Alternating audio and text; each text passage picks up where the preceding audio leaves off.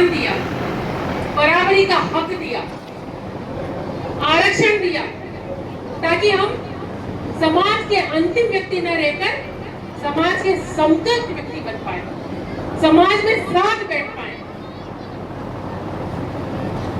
और समय समय पर सरकारों ने इस चीज को स्वीकारा भी। आज भी प्रदेश की सरकार दलित समाज के लिए बहुत सारी योजनाएं लेकर आई हुई है, प्रयास कर रही है। लेकिन मेरे को लगता है कि जब हम दूसरों को बदलने की बात करते हैं तो पहली शुरुआत हमें अपने आप से करनी होगी।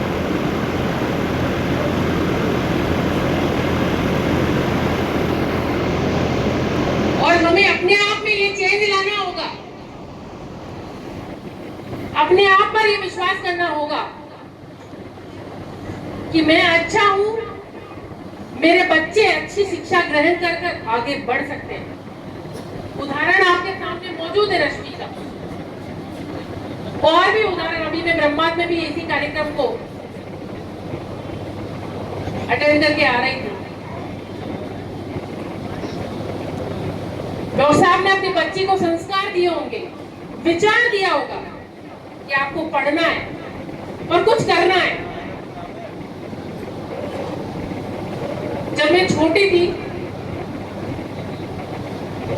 तो बाबा साहब की एक किताब मेरे ताऊजी जो एक शिक्षाविद भी है, उन्होंने लाकर दी मुझे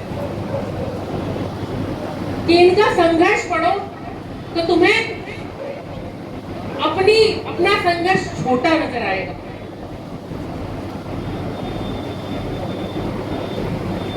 और मैंने वो पढ़ा। आज तो फिर भी बहुत कुछ बदला है, बहुत परिदृश्य में बदलाव है। और उसी की प्रेरणा से मैंने कहा कि मुझे पढ़ना है और आगे बढ़ना है। आपको बताना चाहूंगी कि आज के समय में विधानसभा में 21 महिला विधायक हैं, क्योंकि महिलाओं की भी बात चली थी। और 21 महिला विधायकों में से 4 महिला विधायक उच्च शिक्षित है, और उनमें से 2 विधायक आपके दलित समाज से आते हैं। एक विधायक तो मैं हूँ जो आपके विधानसभा क्षेत्र से आती है, और दूसरे मंजू माकवाड़ जी है, वो भी दलित समाज से आते हैं।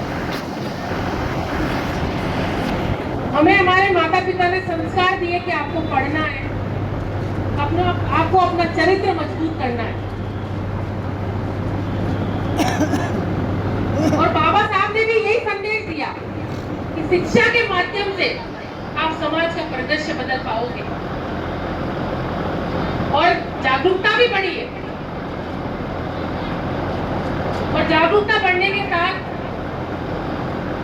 कई परिवारों से बच्चे सरकारी नौकरियों में भी निकल रहे हैं। फिर भी मैंने अभी ब्रह्मांड में भी एक बात कही थी, और वो भी आपको भी एक उदाहरण दूंगी, खासकर नव युवा पीढ़ी युवाओं को उदाहरण दूंगी।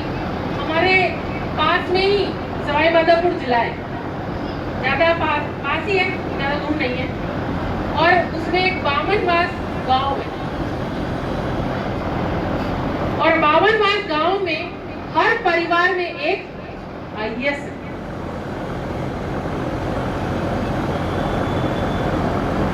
एक छोटा सा गांव आरक्षण के लाभ से पढ़ाई की ओर अपने आप को झोंक कर, अपने परिवार को के बच्चों को पढ़ाई में लगाकर हर परिवार से एक IAS हो सकता है। तो कहां से हो सकता है? फिर लाल दरवाजे से भी हो सकता है ना। और कैसे होगा? जब हम अपना जो हम कमाते हैं, हम मेहनत करते हैं, मजदूरी करते हैं, उसके लिए बाहर भी जाते हैं कि भाई हम मेहनत मजदूरी करके अपने परिवार का पालन करते हैं। खूब बदलाव हुआ है। लेकिन जब तक हम ये नहीं सोचेंगे कि हमारे बच्चे उच्च शिक्षित हों, तब तक समाज में बदलाव नहीं आएगा। और समाज में बदलाव लाने के लिए मेरा मानना है कि समाज में बदलाव जो है वो सौहार्द से, भाईचारे से आएगा।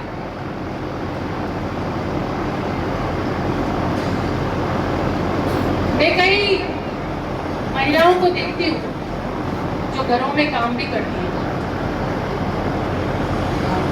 उनके पति कमाने जाते हैं, मजदूरी करते हैं, मेहनत करते हैं और शाम को आकर क्या करते हैं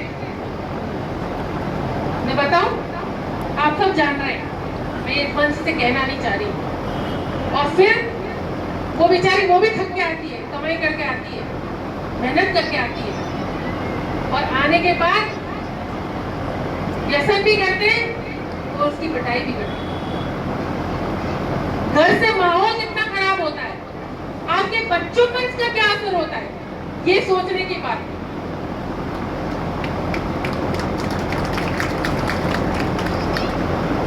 जिस बच्चे ने मानसिक प्रताड़ना बचपन से झेली हो, वो बड़ा होके क्या करेगा,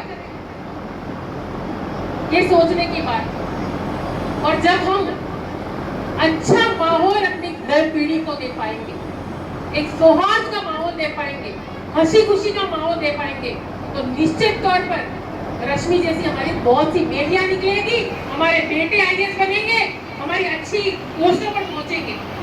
लेकिन हम वहीं पर अटके रहते हैं। आप देखिए, जब अच्छी पोस्ट पर बच्चा पहुंचेगा तो क्यों समाज का कोई व्यक्ति आपको नहीं पूछेगा। सभी में